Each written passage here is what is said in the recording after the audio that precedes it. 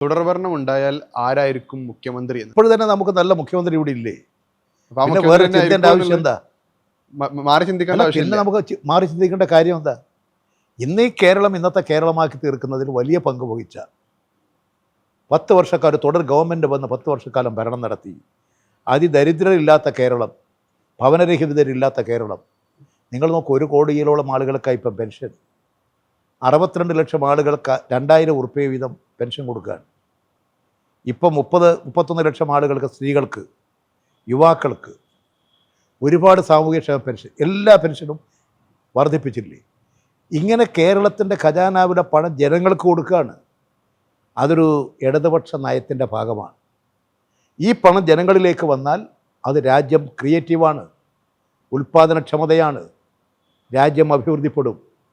1.25 കോടി ജനങ്ങൾക്ക്, 1.5 കോടി ജനങ്ങൾക്ക് പെൻഷൻ കൊടുക്കുന്നുണ്ട്.